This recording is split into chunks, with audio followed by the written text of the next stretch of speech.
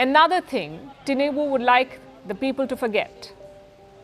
So again, the anthem debate may help him turn attention away from the state of the economy and instead have them debating about which anthem has better lyrics.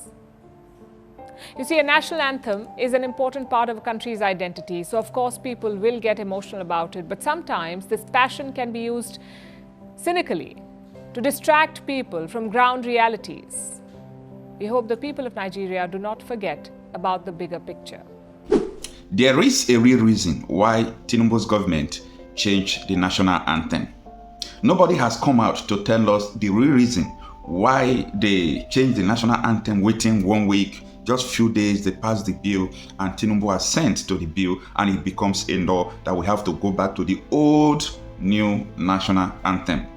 A lot of people were saying, oh, that national anthem, I think it contains some words that bind us together. Other people were criticizing the national anthem, saying, how can we go back to the national anthem that the colonizers gave us? Why we have a lot of people who are into music, that if we really want to compose a better one, we can compose through our musicians and so on and so forth.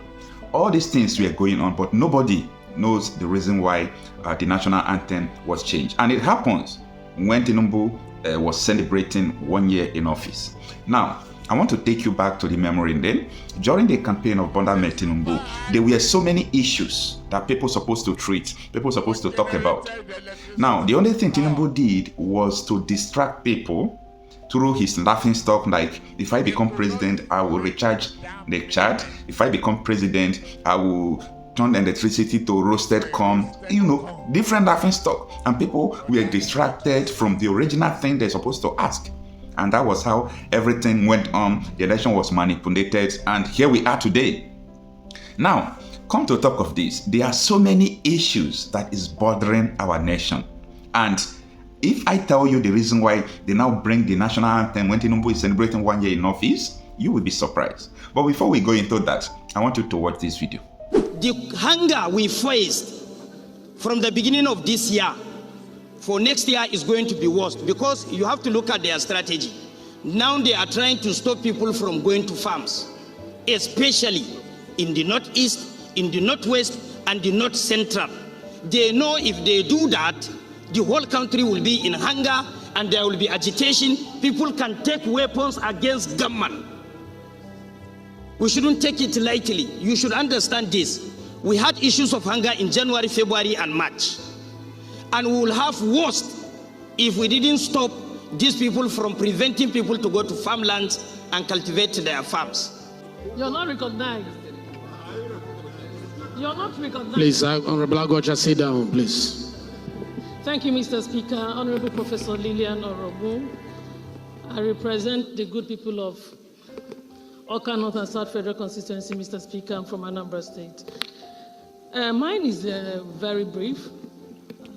Like you said, that democracy is also a process where you give other people a chance to speak. And we're celebrating 25 years of independence, 25 years of unbroken democratic system. And for me, this celebration is coming to me with so much mixed feelings, because Nigerians are all watching us. Nigerians are listening to us. Those people we are representing are listening to us. How much of this democracy, unbroken democracy that we are celebrating today, how has it translated to, unbroken food security? How has it transferred and transformed into unbroken security in the nation? How has it transformed into unbroken access to education, access to healthcare? And we're talking about celebration of democracy. The democracy is government of the people, for the people, by the people. And it should actually change the lives of our people. We are representing our people. Our people are hungry back home. For me, to be honest with you, Mr. Speaker, there is nothing to celebrate. Oh, you're saying we should not celebrate so we should democracy? be looking at celebrating food security. We should be looking at celebrating access to health care. So we should be looking at celebrating, there are a lot of things to celebrate. We know that we have had unbroken. Excuse me, please. I need to be protected. I need to be protected, Mr. Speaker. You are protected, but democracy is what is protecting you. So Democracy has given you that place you are standing. We have on this floor. To be a parliamentarian, you are it's democracy that gave you that platform. Are you saying you are not celebrating it?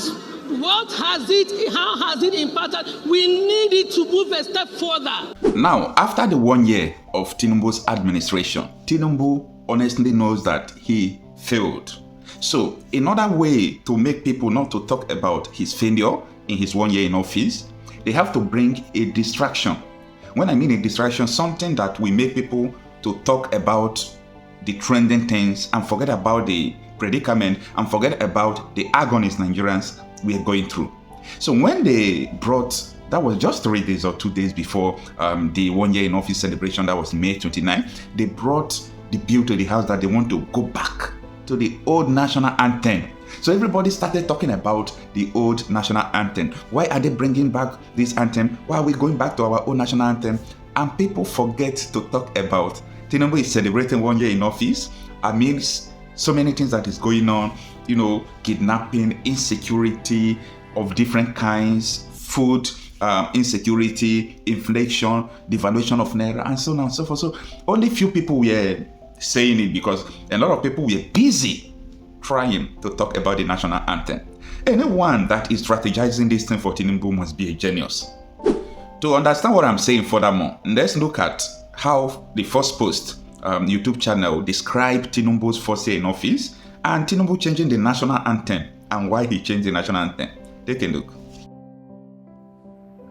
Our next story is also from Africa. It's about Nigeria, the fourth largest economy on the continent. Yesterday was a momentous occasion. Nigeria's President Bola Tinubu celebrated 1 year in office. Well, that is not the momentous part though. It's how he chose to celebrate that raised eyebrows. Yesterday, Tinubu changed Nigeria's national anthem. Or he changed it back to the original, depending on how you want to look at things. Nigeria gained independence from the British in 1960. At the time, they had a contest to decide the new national anthem, and the winner was Nigeria, We Hail Thee. It became the country's first anthem. But there was a small problem with it. The song was actually written by a British expatriate. So Nigeria's first anthem was created by a colonizer, which does seem a bit odd, but they kept it anyway for 18 years. After that, the anthem was changed to Arise, O Compatriots. This change happened during a military dictatorship. So the second anthem was questioned as well, but it managed to survive the scrutiny for about 46 years, until yesterday, when Tinubu and his government dropped it and brought back the colonizer's creation.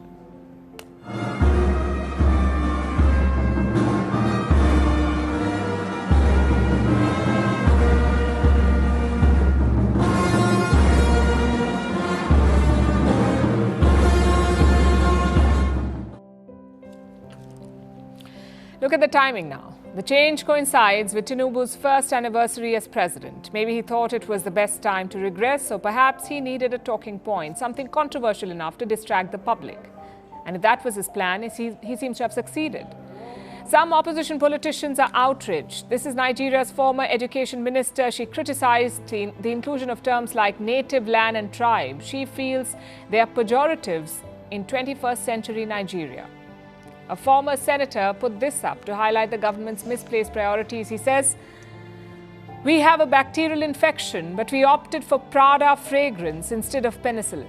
Strong words. He said that Nigeria needs to focus on its economic and security issues. We highlighted a major security breach a few days ago when more than 150 people were abducted from a village in Nigeria. The kidnappers hit the same village twice in 2 days, and the authorities did nothing to prevent that.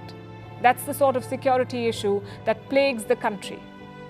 Earlier this year, about 300 school children were kidnapped in northwest Nigeria. The northern part of the country is home to terror groups like Boko Haram and also bandit gangs who kidnap people for ransom. Tinubu swore to protect the country if he was elected.